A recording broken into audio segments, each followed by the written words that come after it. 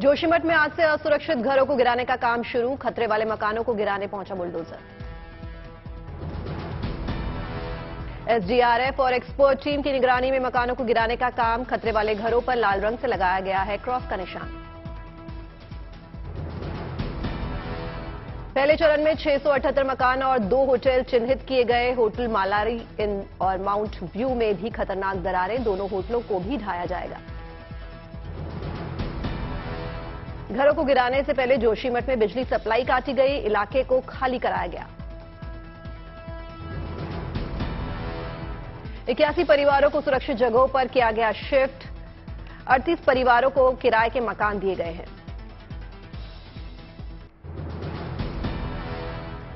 जोशीमठ के लोग अपने मकानों को बचाने की लगा रहे हैं गुहार, कर रहे हैं धरना और प्रदर्शन। उत्तराखंड के सीएम पुष्कर सिंह धामी ने कहा, व्यक्तिगत रूप से सीएम पूरे मामले पर बनाए हुए हैं नजर। पुनर्वास को लेकर पीएम से की बात। जोशीमठ पहुंची उमा भारती, कहा पावर माफिया देश को दैत्य की तरह निगल रहा है। जोशीमठ मामले में सुप्रीम कोर्ट का तुरंत सुनवाई से इनकार। सीजेआई चंद्रचूड़ ने कहा, सभी मामलों की जल्द सुनवाई संभव नहीं। सीजेआई चंद्रचूड़ ने कहा, चुनी हुई सरकारें भी कर रही हैं काम। मामले की अगली सुनवाई 16 जनवरी को। भारत जोड़ो यात्रा का आज 116वां दिन। कड़ाके की ठंड में अंबाला कैंट से शुरू हुई यात्रा। अंबाला में यात्रा के दौरान कांग्रेस के समर्थकों की दिखी भीड़। राहुल गांधी ने फिर उठाया अग्निवीर योजना का मुद्दा। राहुल गांधी ने कहा, हम पहले सालों की ट्रेनिंग के बाद तैयार करते हैं जवान, उन्हें लंबी नौकरी और फिर पेंशन देते हैं, लेकिन अब सब भूल जाइए, 4 साल में ही होगी घर वापसी।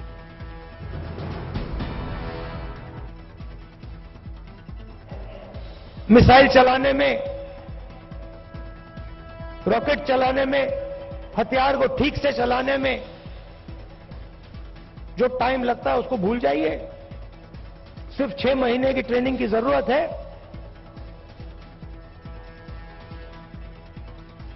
4 साल बाद घर वापसी।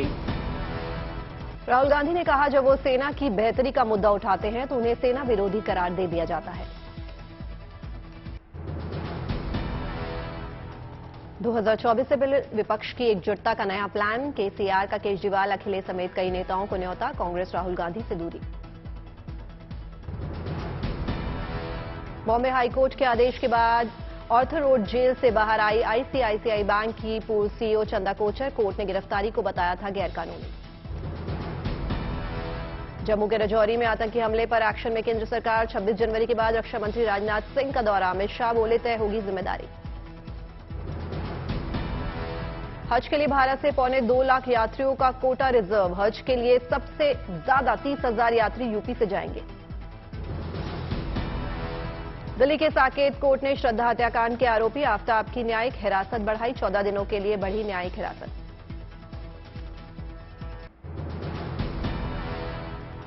इंदौर में प्रवासी भारतीय सम्मेलन का आज तीसरा और आखिरी दिन। राष्ट्रपति मुर्मू भी होंगी शामिल। उत्तर प्रदेश में महंगी हो सकती है बिजली। कंपनियों ने घरेलू उपभोक्ताओं की दरों में 18 से 23% तक बढ़ोतरी का दिया प्रस्ताव। हैदराबाद में टीडीपी प्रमुख चंद्रबाबू नायडू से मिले फिल्म स्टार रजनीकांत। घर पहुंचकर की मुलाकात। शाहरुख की फिल्म पठान का ट्रेलर आउट। फिल्म में नजर आएगा जोरदार एक्शन। सोल्जर के रोल में देश को बचाते नजर आएंगे किंग खान। और पटाखे भी लाएगा। पाकिस्तान की माली हालत पतली। मंडराया दिवालिया होने का खतरा। संकट के बीच सऊदी अरब ने $10 अरब के निवेश के दिए संकेत। रूस से गोवा आ रही फ्लाइट में बम की खबर निकली अफवाह। रूसी विमान से कोई भी संदिग्ध सामान बरामद नहीं हुआ। रूस से गोवा आ रही फ्लाइट में बम की खबर पर करानी पड़ी इमरजेंसी लैंडिंग। जामनगर एयरपोर्ट पर उतारा गया विमान। गोवा एयर ट्रैफिक कंट्रोलर को विमान में बम होने की सूचना मिली थी। ईमेल के जरिए भेजी गई थी सूचना। जामनगर एयरपोर्ट पर एनएसजी के जवानों ने विमान की तलाशी ली। हर यात्री के सामान की हुई जांच। मॉस्को से गोवा आ रही थी रूसी एयरलाइन अजूर की फ्लाइट। विमान के सभी 236 यात्री और क्रू मेंबर सुरक्षित। सुरक्षा एजेंसियों ने ली राहत की साथ। 12 जनवरी को पीएम मोदी का कर्नाटक दौरा। हुबली में नेशनल यूथ फेस्टिवल में होंगे शामिल। यूथ फेस्टिवल में राज्यों और केंद्र शासित प्रदेशों के युवा लेंगे हिस्सा। 7 दिनों तक चलेगा फेस्टिवल। 19 जनवरी को प्रधानमंत्री मोदी तेलंगाना के दौरे पर जाएंगे। कई परियोजनाओं का उद्घाटन और शिलान्यास करेंगे। तेलंगाना के दौरे पर पीएम देंगे वंदे भारत ट्रेन की सौगात। सिकंदराबाद से हरी झंडी दिखाकर करेंगे रवाना। सिकंदराबाद रेलवे स्टेशन को आधुनिक बनाने की योजना की शुरुआत करेंगे पीएम। 700 करोड़ रुपए की आएगी लागत। दिल्ली एनसीआर के लोगों के लिए अच्छी खबर। कल से ग्रेटर नोएडा में ऑटो एक्सपो की शुरुआत। 75 नई गाड़ियां होंगी लॉन्च। ऑटो एक्सपो में 13 से 18 जनवरी तक आम लोग जा सकेंगे।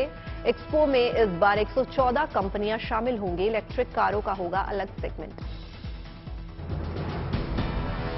दिल्ली में प्रदूषण और कोहरे को देखते हुए सरकार का बड़ा फैसला। BS3 पेट्रोल और BS4 डीजल वाहनों पर प्रतिबंध। दिल्ली में 12 जनवरी तक नहीं चल सकेंगे BS3 पेट्रोल और BS4 डीजल वाहन। उल्लंघन करने पर 20,000 रुपए का जुर्माना। प्रदूषण का स्तर 400 से ज्यादा रहा तो आदेश आगे भी प्रभावी रहेंगे। प्रदूषण का स्तर घटा तो मिल सकती है राहत। दिल्ली में आज सुबह भी कोहरे का दिखा असर। पालम इलाके में 50 मीटर तक रही विजिबिलिटी। दिल्ली में सर्द हवाओं की वजह से ठंड। आया नगर में 4.2 डिग्री सेल्सियस दर्ज किया गया न्यूनतम तापमान। हवाई यातायात पर कोहरे की मार। दिल्ली में करीब 40 विमानों की आवाजाही हुई प्रभावित। घने कोहरे की वजह से उत्तर रेलवे की 35 से ज्यादा ट्रेनें हुई लेट। यात्री हुए परेशान। कड़ाके की ठंड और घने कोहरे से चंडीगढ़ में जनजीवन अस्त व्यस्त। कुछ जगहों पर विजिबिलिटी रही 0।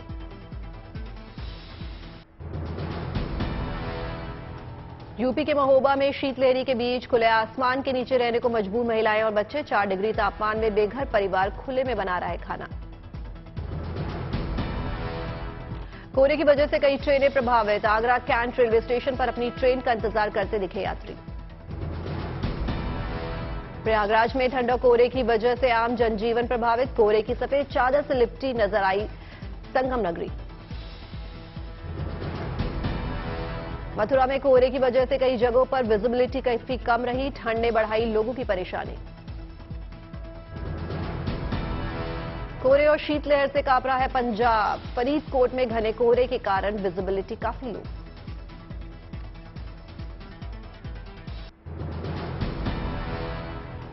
हरियाणा केंद्रीय विश्वविद्यालय के रसायन विभाग के प्रोफेसर हरीश कुमार ने किया कमाल। प्रदूषण के कणों को शुद्ध ऑक्सीजन में बदलने वाली देसी मशीन को किया इजाद।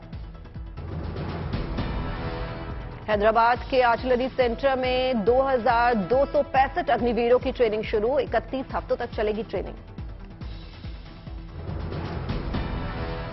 अग्निवीरों को 10 हफ्ते बुनियादी सैन्य प्रशिक्षण दिया जाएगा और फिर अगले 21 हफ्तों तक उन्नत ट्रेनिंग दी जाएगी। क्रिकेटर अजिंक्य रहाणे ने गुवाहाटी में शक्तिपीठ कामाख्या देवी के दर्शन किए। विधि विधान से पूजा अर्चना की। स्मृति मंधाना को लगातार दूसरी बार T20 cricket of the year award. Mandhana ने 2022 में 23 मैचों में 553 रन बनाए थे। बिहार के गया में नक्सली प्रभावित क्षेत्र में गरीबों को ठंड से बचाने के लिए आगे आई पुलिस। डीएसपी ने लोगों को बांटे कंबल। तिरुवनंतपुरम में मुख्यमंत्री पिनाराई विजयन ने अखिल भारतीय लोकतांत्रिक महिला संघ की 13वीं वार्षिक बैठक के समापन समारोह का किया उद्घाटन। भुवनेश्वर में सीएम नवीन पटनायक ने कटक पुलिस कमिश्नरेट के 15वें स्थापना दिवस में की शिरकत। हरिद्वार के काशी मठ ने अयोध्या में बन रहे राम मंदिर के लिए दिया 1 करोड़ 600 65 किलो चांदी और 43.8 ग्राम सोना गर्भगृह के खिड़की दरवाजे में होगा इस्तेमाल। कटिहार में ड्रीम प्रोजेक्ट नशा विमुक्ति अभियान, ग्रामीणों के बीच किया गया नुक्कड़ नाटक, साथ ही लगाया गया स्वास्थ्य शिविर।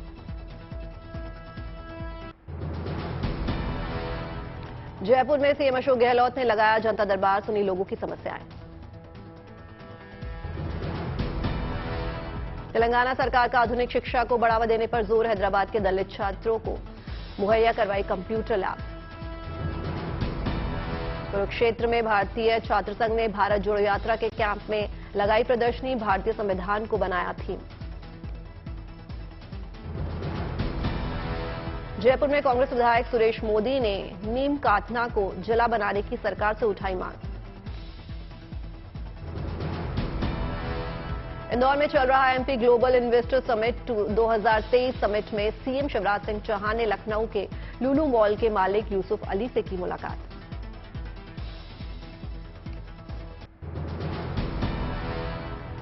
झालावाड़ में पुलिस गणतंत्र दिवस पर जिले में सुरक्षा को लेकर पूरी तरह से मुस्तैद, पैदल गश्त कर जनता को करवाया सुरक्षा का एहसास। रायपुर के गांधी पार्क में लगे 3 दिवसीय फूलों की प्रदर्शनी, रंग बिरंगे फूलों को देखने दूर दूर से आ रहे हैं लोग।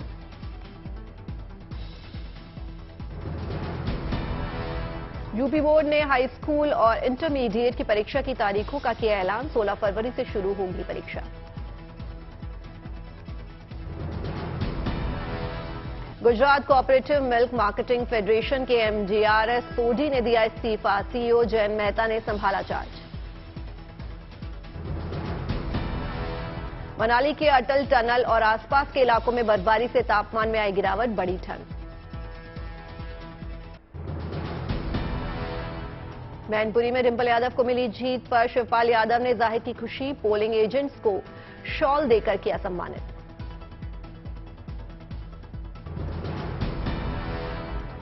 नासिक में पुलिस ने चोरों से बरामद किया 1 करोड़ 35 लाख का सामान और कैश, लोगों को किया वापस। बरेली में सर्दी की रातों में पुलिस पूरी तरह से मुस्तैद, अपराध पर लगाम लगाने के लिए पुलिस कर रही है वाहनों की चेकिंग और रात्रि गश्त। हैदराबाद में पुलिस भर्ती में हो रही गड़बड़ी से छात्र हुए नाराज, किया विरोध प्रदर्शन। आगरमालवा में जानवरों का सरकारी अस्पताल बना मिसाल, आधुनिक सेवाओं से लैस है अस्पताल, जानवरों का रखा जा रहा है पूरा ख्याल।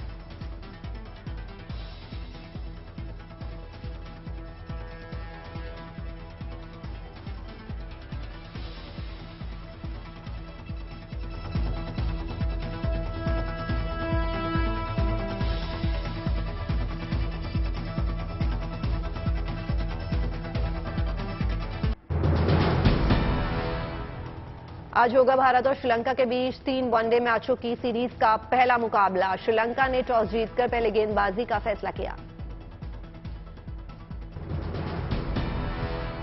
रोहित शर्मा, विराट कोहली, केएल राहुल की टीम में हुई वापसी, गुवाहाटी में थोड़ी देर में शुरू होगा मैच।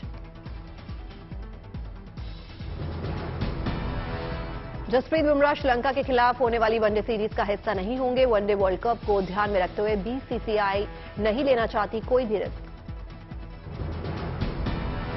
केएल राहुल होंगे टीम के दूसरे विकेटकीपर बल्लेबाज, हार्दिक पांड्या सीरीज में टीम इंडिया के उपकप्तान।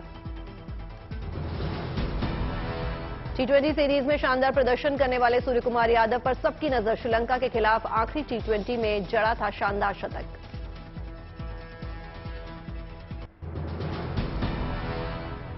जापान को पीछे छोड़कर भारत बना दुनिया का तीसरा सबसे बड़ा व्हीकल मार्केट। सेमीकंडक्टर चिप की कमी में बावजूद 2022 में भारत में 42 लाख से ज्यादा गाड़ियां बिकी। एसबीआई के अर्थशास्त्रियों ने कहा कि कोविड-19 महामारी से देश में असमानताएं कम हुई हैं। एसबीआई के मुताबिक सरकार को गरीबों को पैसा भेजने पर 75,000 रुपए सालाना प्रति घर खर्च करना पड़ता है। इस साल दुनिया की सबसे तेज अर्थव्यवस्था के मामले में सऊदी अरब से पिछड़ सकता है भारत।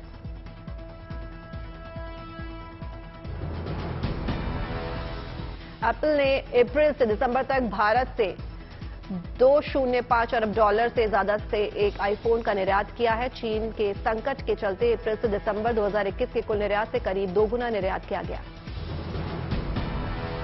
पाकिस्तान के विदेशी मुद्रा भंडार के मुकाबले अडानी के पास 22 गुना और अंबानी के पास 16 गुना ज्यादा रकम। पाकिस्तान का विदेशी मुद्रा भंडार एक साल में 11 अरब लुढ़क कर $5.576 अरब रहा।